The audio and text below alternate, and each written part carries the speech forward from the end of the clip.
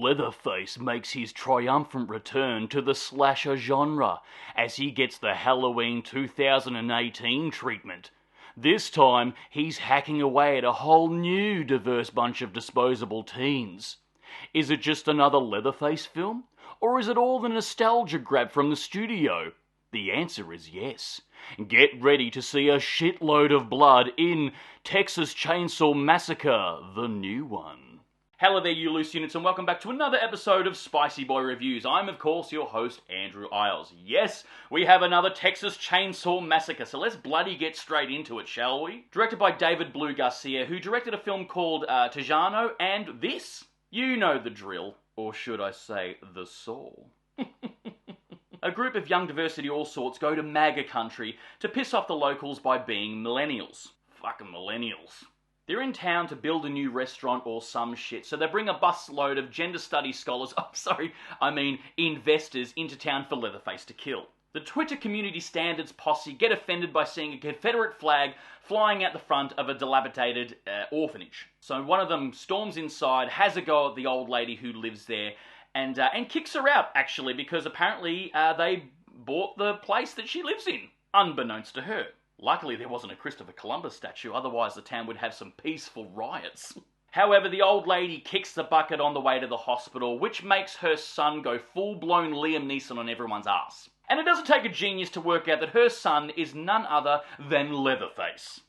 He has finally come out of hiding, making this a direct sequel from the original film in the 70s, and Sally, the final girl from the original film, hears this on a radio or something, so then they get their Halloween 2018 showdown. This character is Sally in name only. The original actress who played Sally in the 70s original movie has unfortunately passed away, so obviously they had to recast the role.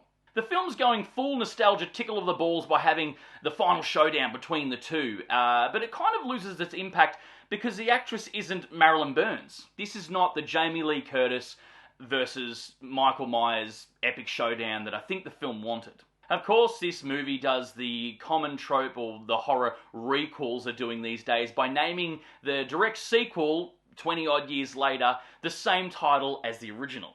Why they keep doing this, I have no idea. Just call it Texas Chainsaw Massacre Refueled or some shit. Because now in conversation you've got to say Texas Chainsaw Massacre 2022, Halloween 2018, Scream 2022. Just dumb.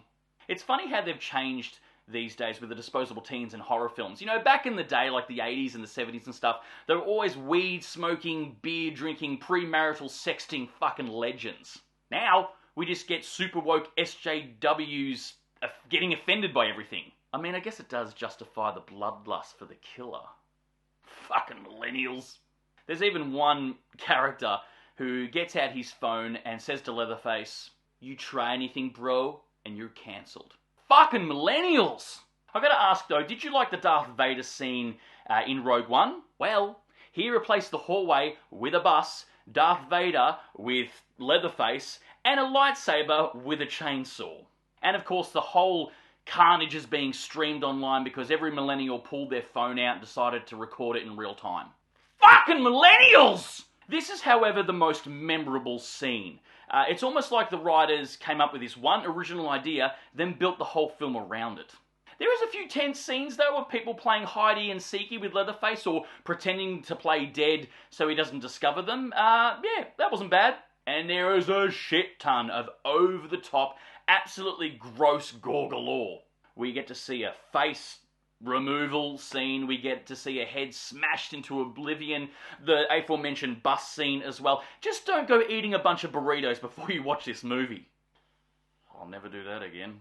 There's only two okay characters. I wouldn't say they're great, but they're the most likeable, I suppose, in this film. You have the obvious final girl who has a dark past that's linked to a school shooting. And of course, a 30-something gun-wielding Texan badass.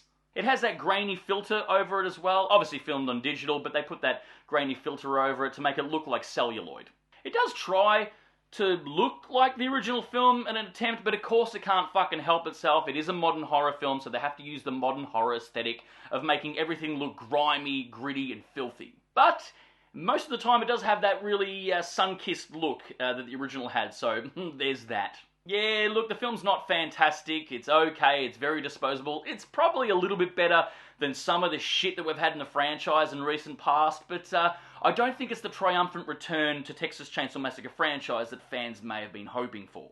There also is a post-credit teaser to see where, Kevin Feige is going to take this cinematic universe. But like many, many franchises, it had one really good original indie film, and then whoever owns the rights has been milking it ever since. Guys, that's my cheeky little review of Texas Chainsaw Massacre 2022.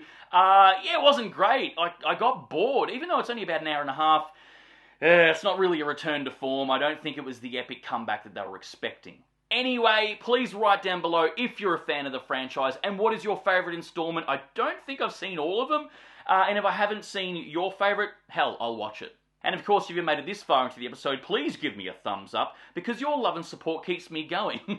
And I just love movies, and I assume you do as well. And of course, don't forget to hit that subscribe icon, because we give out episodes weekly, and we'll see you next week for the next review, and until then, stay spooky, kids.